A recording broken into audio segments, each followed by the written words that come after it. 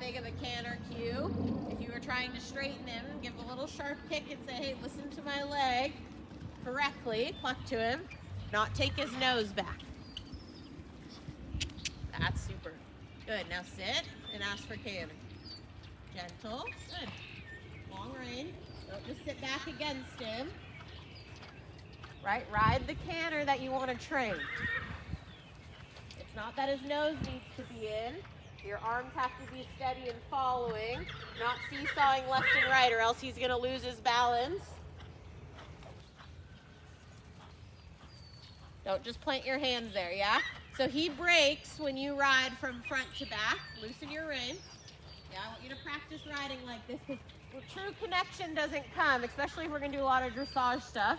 It doesn't come if you can't guide, straighten, and bend them without contact first, because you have to be able to do that from the back to the front so that it's true.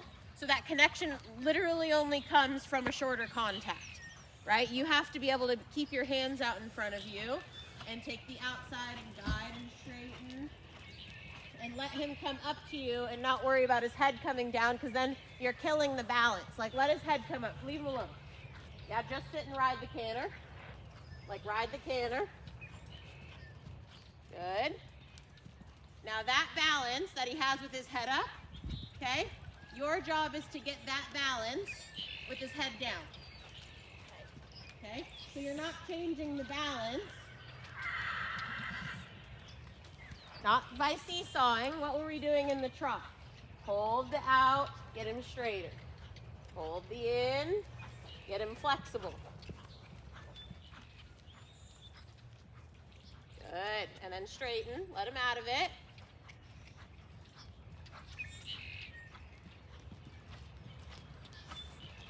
Good. Stop your hip and slow trot. Not pulling, just stop your hip.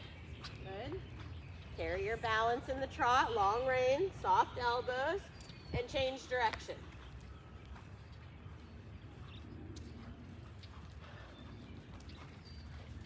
Good.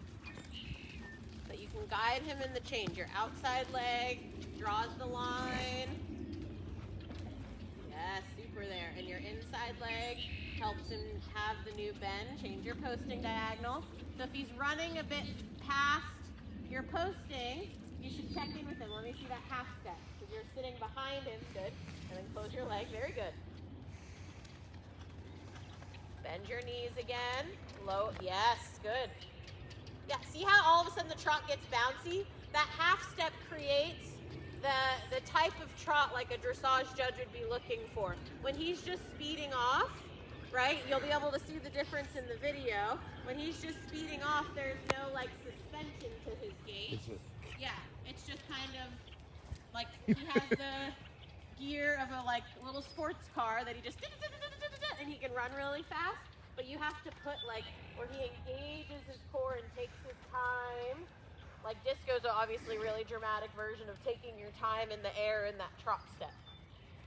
Good, and then sitting without changing. On the long rein is 2 round. Okay, so whatever you're focused on, it's got to leave the face and focus on his body. Like if you're taking the rein because you need him to do something, turn off the rail.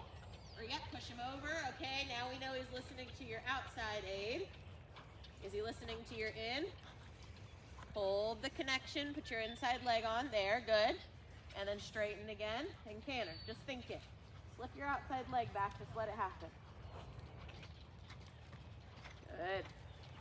Because you want, ultimately, you want all your horses to listen to you with that light of an aid, right?